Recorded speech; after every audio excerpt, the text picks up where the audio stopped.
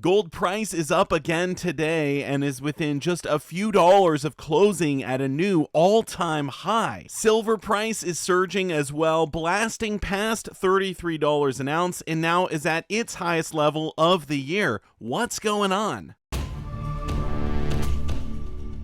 The worst day on Wall Street since the crash of 1987. We're now down 43%. This could be the most serious recession in decades. Protect your retirement with gold and silver IRAs. Learn more at sdbullion.com/IRA. Thank you so much for watching. I do sincerely appreciate it. We have so much to talk about today, but I want to start with gold price. It is sitting at $2,948 an ounce, up about 27 bucks today. And if it can go up just $5 more and close above $29.52, we will have a new all-time high for gold. We are right there. Silver, on the other hand, is still a ways off from its all-time high, but we did hit the highest price silver has seen all year, $33.46 right now. And if you back up to October of 2024, you can see silver was at $34.86. That's the 12-year high for silver. We're only about $1.50 off of that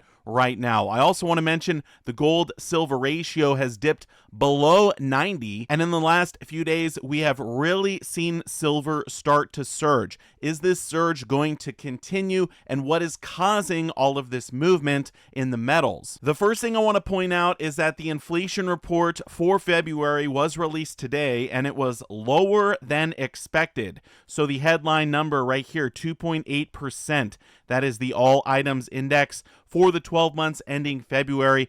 It was actually forecast to come in at 2.9%. The previous month, January, it was 3%. So inflation is going down, albeit slightly, and still is well above the 2% goal. But this is definitely having an impact on the markets. The headline for this Kitco News article reads, "Can muted CPI data support gold's push to $3,000? I certainly think it can. We could see $3,000 gold later this month, or perhaps even later this week." As many of you know, insane amounts of gold bars have been imported into the United States of America. This chart here says inbound shipments of precious metals dwarf longer run average. But did you know that there is an incredible amount of silver making its way to the States as well? Here is a recent post from Robert Gottlieb, and if you don't know who he is an ex-JP Morgan Bullion Bank executive. He says, "Silver is now in major dislocation territory with no resolution in sight." He talks about all of this silver coming in to the CME warehouses. Then he says, implied lease rate for 1 week over 10% and 9% for 1 month. If this is not fundamentally bullish, then what is? So at the same time that we have gold and silver price surging, we know there are massive amounts of precious metals flowing into the United States of America. To break this down even further, let's listen to Josh Phair, the CEO of the Scottsdale Mint, in a video he put out less than a week ago. Why? Why is all this gold coming here? Well, you've seen Elon Musk, right, talking about auditing. Trump is talking about auditing Fort Knox. Is the gold there? Is it not? Perhaps they are reshoring the gold. Maybe if there was some of it missing, is it now going back in? I don't know for sure. Are we seeing some kind of concern? Often gold moves. If you go back in history, gold moves before major conflicts, and oftentimes I think we saw this with France, with the Germans. Sometimes that gold has to move in the middle of the night. You don't want to do that. Obviously, you're hearing about the army of Europe starting. Is gold going to a better jurisdiction where it's going to be treated better? Possibly. Or is all this gold coming over here because there's going to be a new reason? So we all know that we're not on a gold standard. What a lot of people don't realize, we've only been off the gold standard for roughly 50 years. Richard Nixon took us off completely just over 50 years ago. So we're in an experiment, and it's failing. It's broken. You've heard the terms Great Reset. I don't know how gold will be used. We will not use it at the grocery store.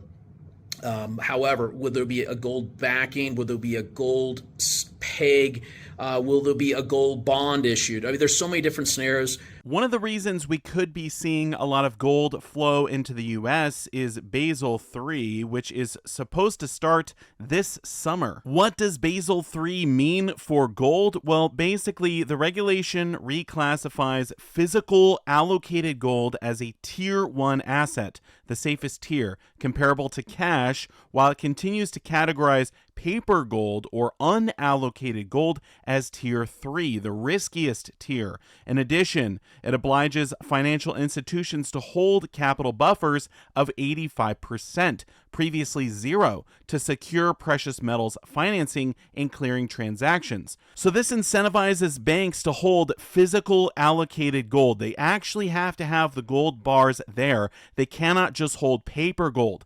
Paper gold is considered risky, and they would actually need to have cash on top of this paper gold. Now, according to the FDIC, this is not expected to take effect until July 1st, 2025, and it's going to have a 3-year transition period, but perhaps the banks are trying to get the gold ahead of schedule so they don't have any issues. In the Scottsdale Mint article, they write, Basel III, the countdown to gold-backed reality.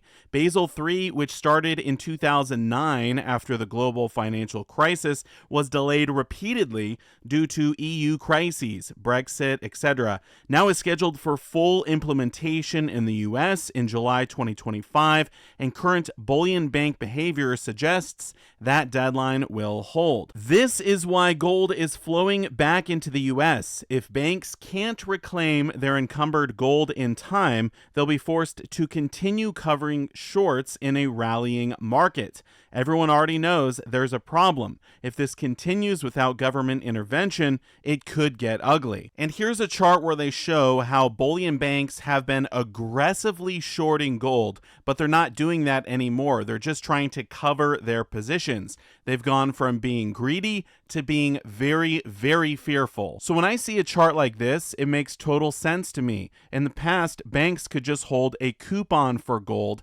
Now they actually need to hold the gold bars themselves, and they're calling for them big time. Remember, if you can't hold it, you don't own it. This is finally going to be true for us and the banks. What people are starting to realize is gold does matter. And I think we're going to find out more about silver as well. But gold does matter. It's going to be a big, big thing. It's on the balance sheets of the central banks, and they're adding to it. Don't let the politicians that say, hey, we should sell it and buy different things. There is a race going on. The BRICS nations started it right after the Ukraine war broke. And now the U.S. is countering and bringing in an awful lot of gold.